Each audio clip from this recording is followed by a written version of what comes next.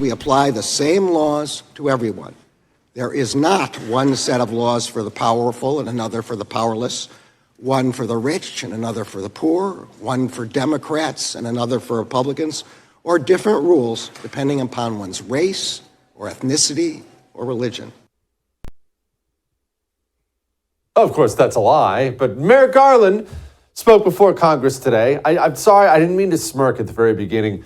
His voice just murders me, and I know that's extremely immature. I'm 42, and I should not be this way. I know that, but I can't help it. It makes me laugh.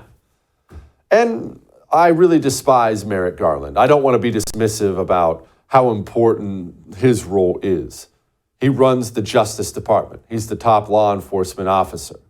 If you're a nation with the Justice Department that is no longer blind, if its eyes are very much open and it's very biased, and the Justice Department has turned the law against its political opponents, well, I don't know what you want me to say. We're in trouble. It's a big deal. It's a really big deal.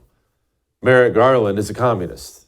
More specifically, the people around him, the ones pushing him, they're the real communists. That's why Merrick Garland has taken his position and he's done what communists do. They only do two things when they get power. They reward their friends and they punish their enemies. Here's Merrick Garland talking about, wow, I don't know. I don't even remember if I talked to anyone about the Hunter Biden stuff. Has anyone from the White House provided direction at any time to you personally or to any senior officials at the DOJ regarding how the Hunter Biden investigation was to be carried out? No. Have you had personal contact with anyone at FBI headquarters about the Hunter Biden investigation? I don't recollect the answer to that question, but the FBI works for the Justice Department. It's I'm sorry. You don't recollect whether you've talked with anybody at FBI headquarters about an investigation into the president's son? I don't believe that I did. That sounds pretty definitive, doesn't it? Well, I'm not really. I don't recollect. I don't believe that I did. Well, of course he did. Merrick Garland and his Justice Department, they tried the hardest they could to run cover for Hunter Biden so he could get off with a little slap on the wrist. That blew up in their faces. So Merrick Garland took the exact same guy who tried to get Hunter Biden a sweetheart deal and then made him the special prosecutor in the case. What Merrick Garland has done at the AG, at that office, it has done a lot to accelerate the decline of this country. Being an openly, nakedly partisan human being as Attorney General is doing irreparable damage to this country. Damage that will take decades to fix if it ever can be. That's the truth. Listen to what Tom McClintock had to say. Weiss deliberately allowed the statute of limitations to run out on any charges that could have implicated Joe Biden in influence peddling.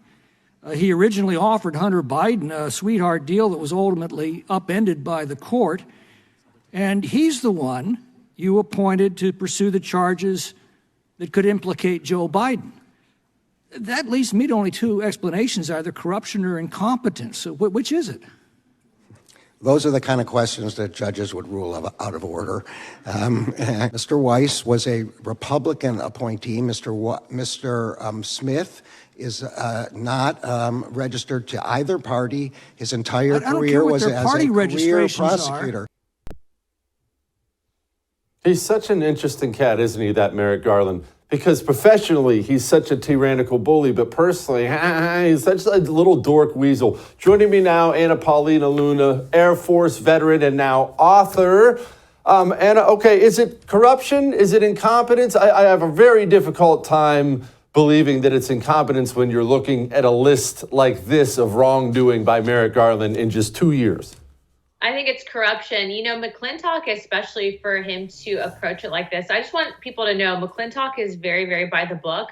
And so for him and his questioning, I mean, the fact is that sometimes he can be a little bit of a skeptic, but you're even seeing some of the more skeptical members realize that this is just glaring corruption and that we have to do something about it. And frankly, Jesse, I sit on House Oversight, and it's been incredibly frustrating, even over the last 8-9 months, to actually see how the Attorney General, the DOJ, the FBI, the IRS has really been trying to interfere with these investigations.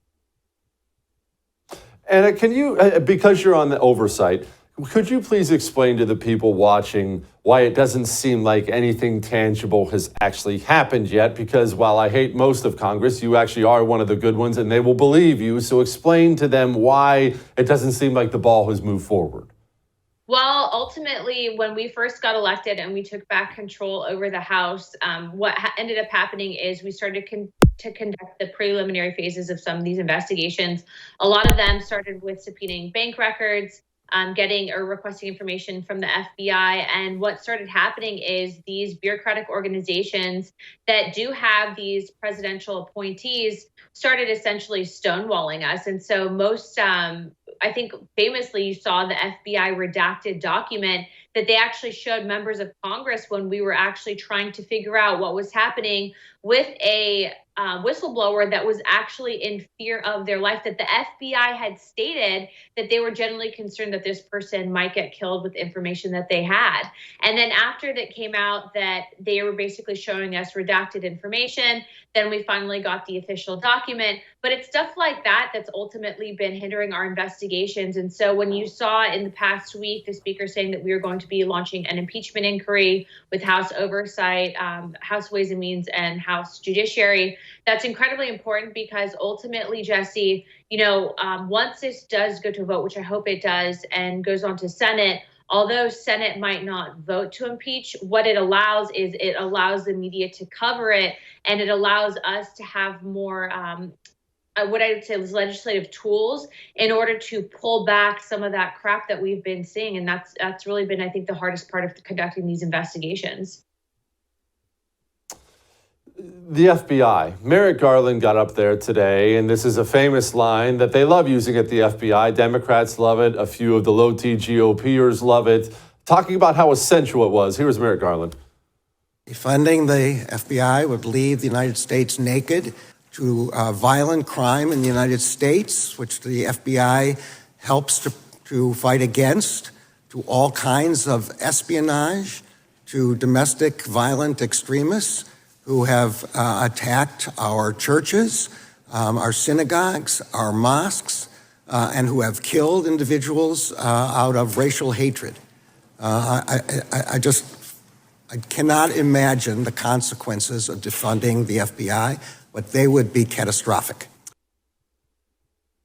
And we need the FBI. I'm told this all the time, and yet this organization has been busted committing crimes with their authority. How is the regular American supposed to feel about this organization right now? Well, I think that it's very ironic that he brings up churches when the FBI literally had a Catholic watch list for Catholic extremists.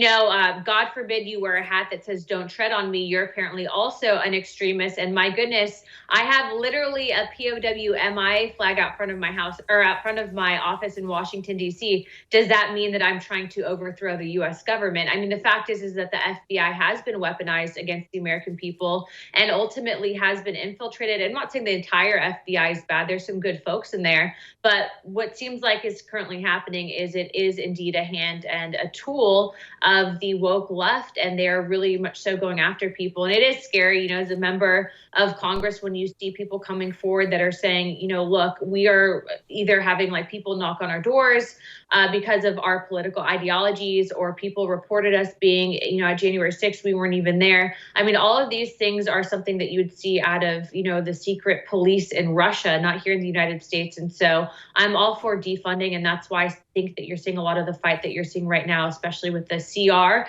and funding this weaponized government. Tell me about this book, The Legend of Naranja. And if I actually nailed that pronunciation, you should be very proud of me. Tell me about this book. Yeah, so it actually, I have it here next to me. It actually started as somewhat of an inside joke with my husband and I. And so really what the book is about, and if you notice the character, I think that you'll realize that character is based on President Trump. But it's about, an orange that ultimately is faced with a challenge and has it stolen from him. And so we actually had fun with it. You do see some little references to exactly what you would think, like President Biden, for example, he's our banana. So you see him in there. But it is kind of just a fun way to explain to kids about doing the right thing and how sometimes you might not always, quote unquote, win the race, but you can win the hearts of people when you do stick to your guns and you do what is right for Fruitland. For Fruitland. I love the green hair is what got me. All right. The book is The Legend of Naranja. Anna, thank you so much. I appreciate it. Thanks for having me on.